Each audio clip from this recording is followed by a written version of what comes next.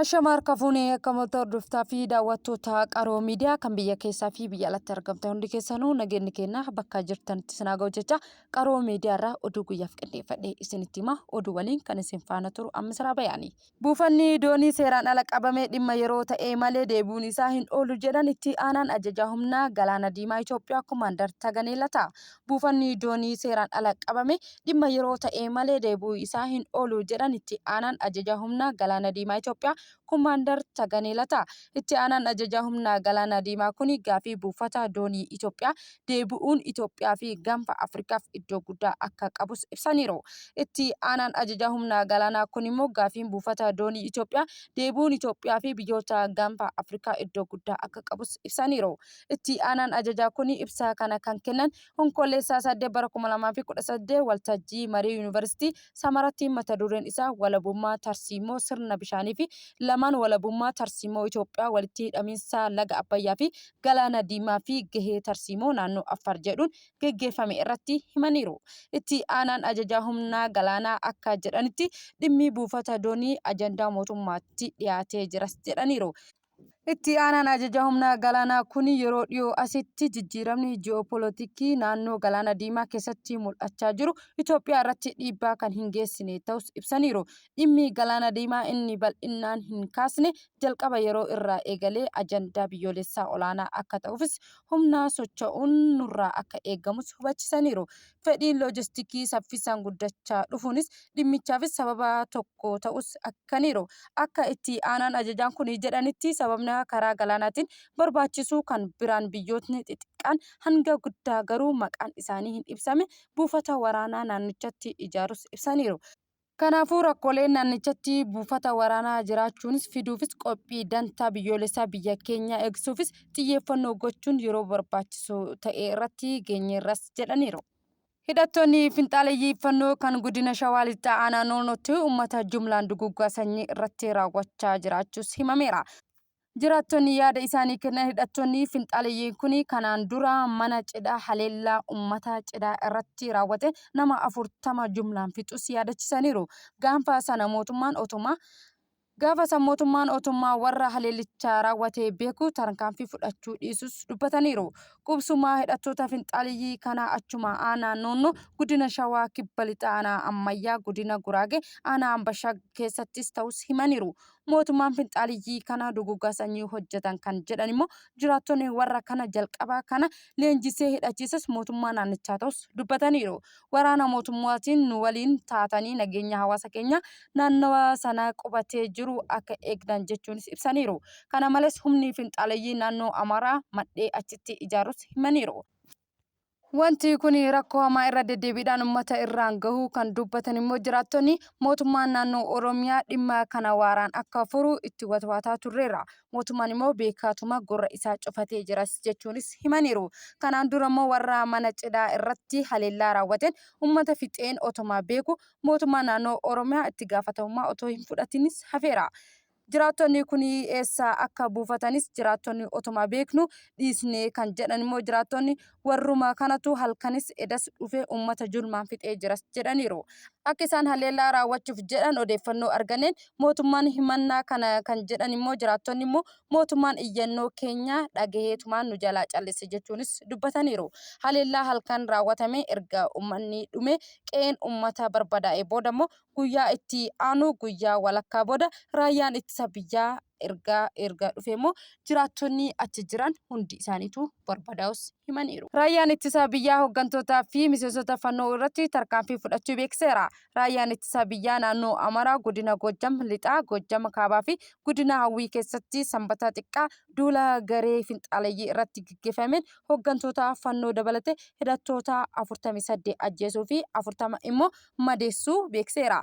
Raayyaan ittisa biyyaa ibsaa kaleessaa Onkolleessaa 9 bara 2018 baaseen Goojjam Lixaa aanaa Wambaraa ganda Qucee jedhamutti tarkaanfii fudhateen miseensota finxaaleyyii fannoo 8 ajjeesuu fi 13 immoo madaa'uu adabuudhaan beekseera. Itti dabaluunis guyyaan sana raayyaan ittisa biyya sakatta'insa geggeessee godina Hawwii aanaa Banjaa Ganda Ansiim keessatti tarkaanfii garee kana irratti fudhateen miseensa finxaaleeyyii fannoo 23 yoo ajjeefaman 19 ammoo madaa'uu isaanii ibseeti jira.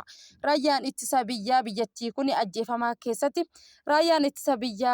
ajjeefama keessaa hundeessaa garee fannoo jaarmiyaa garichaa kan turan Cheekloo Zammanuu hundeessaa hoogganaa fannoo Cheekloo Kendee qindeessaa garichaa fi hundeessaa hoogganaa garichaa kan ture immoo Balastaa Zammanuu Daanyaw Xilawunii fi Girmaa Mokonnin fa'aan kanneen ajjeefaman keessaa kan argaman ta'us himaniiru.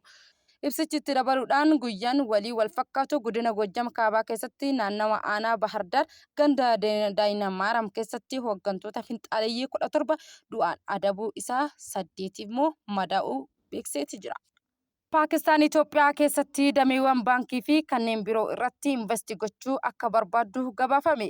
Paakistaan Itoophiyaa dabalatee biyyoota Afrikaa biroo keessatti dameewwan baankii fi kana irratti gama investimentii hirmaachuu akka yaaddu ministeerri daldalaa beekseeti jira. Ministeerichi kana kan beeksise abbaan taayitaa misooma daldalaa Paakistaan kutaa daldalaa Paakistaanitti imbaasii Itoophiyaa waliis ta'uun onkolleessaa 16 bara 2025 galma Minileemii keessatti waltajjii misooma bizinesii Paakistaan Afrikaa shanaffaa fi agarsiisa oomishaalee Paakistaan wayitaa eegalees jedhaniiru.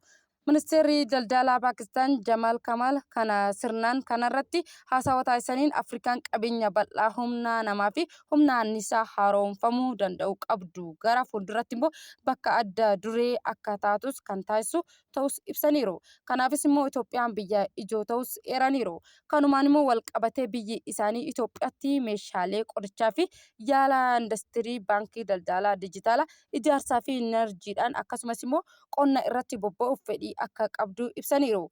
Muuxannoo nyaataa fi danda'u irratti immoo qabdu babal'isuufis Itoophiyaa dabalatee biyyoota Afrikaa waliin ta'uun hojjechuuf kutannoo qabaachuus ibsaniiru. Ministeerri Deetaa Ministeera Daldalaa fi Walitti Hidhamiinsa Naannawaa Abdul Hakim Muluu gama isaaniitiin immoo daangaa geejjibaa fi dambii seeraa qaqqabummaa fi gabaa fi qaqqabuuf faayinaansii akka rakkoolee saffisaaf daldala biyyoota gidduu jiruuf daangessan kaasuufis furmaata barbaadu walitti hojjechuun barbaachisaa ta'us dubbataniiru. Itti dabaluunis bara 2024 daldalli Itoophiyaa fi Paakistaan gidduu jiru doolaara biliyoona 133 ga'u yaadachiisuu kana keessatti immoo oomisha Itoophiyaa alatti ergitee gara doolaara biliyoona 74.4tti ol guddachuu isaanis kan kaasan yoo ta'us ammoo doolaara biliyoona 53.6 ta'e jechuunis riippoortarri gabaaseera.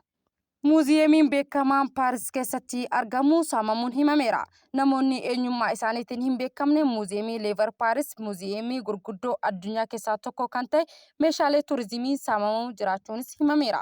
Saamichi kun immoo kan raawwate daqiiqaa 4 hanga 7 qofa gidduutti kan tilmaamu yoo ta'us kanaan immoo keessatti saamtonni lakkoofsa isaanii kan hin beekamnee fi sadarkaa konkolaataa fe'umsaa irratti fe'uun fayyadamummaa muuziyeemii seenuun meeshaalee gatii guddaa qaban 9 bara Niipolaay Faransaay kan tures ta'us himameera.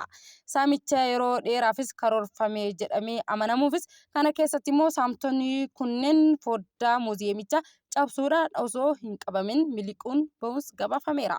Guutummaa biyya Paaris keessatti immoo hattoonni kanaafis sakatta'iinsa geggeeffamaa kan jiru yoo ta'u poolisiin meeshaalee gatii guddaa baasuu kan immoo qabuuf xiyyeeffachuufis gargaarsa uummataa akka isa barbaachisus gaafachuus ibsameera. Itoophiyaan liqii chaayinaa doolaara biliyoona 5.38 irraa gara yuunoo jijjiiruufis mari'achaa akka jirtu gabaafameera. Itoophiyaan liqii chaayinaa doolaara biliyoona 5.38 irraa gara yuunoo jijjiiruufis mari'achaa akka jirtu gabaafameera. Itoophiyaan liqii chaayinaa yoo xiqqaate doolaara biliyoona 5.38 yuunoo jijjiiruufis Beenjingii waliin marii eegaltee akka turte gabaafameera. Kunis immoo tarkaanfii kanaan dura Keeniyaa mallaqa ishee idil addunyaa gochuufis tarkaanfattee fudhattee hordofee ta'us ibsameera.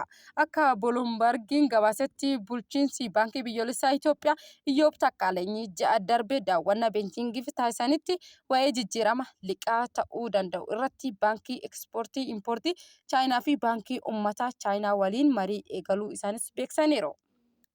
Bulchiinsi kun immoo kana kan dubbatan immoo jimaata darbee walgahii waggaa fandii mallaqaa idil addunyaa Waashingtan DC gaafii fi deebii taasisaniiti jiru. Biyyattiin dhimma kuufama sharafa alaa irratti mul'atu salphisuufis fi balaa jijjiirama sharafa doolaraa Ameerikaa hir'isuufis liqaa ishee kaffaluufis akka gargaaru amanamaa ta'us himaniiru. Egaa hordoftaa fi daawwattoota Qaroo Miidiyaa irraa oduun guyyaaf qindeeffadhe kana fakkaata. Oduu waliin kan isin faana ture Ammisraa Bayaanii. Qophiin afaan Qaroo Miidiyaa irraa itti fufuu gamoo kootiin nagaatti.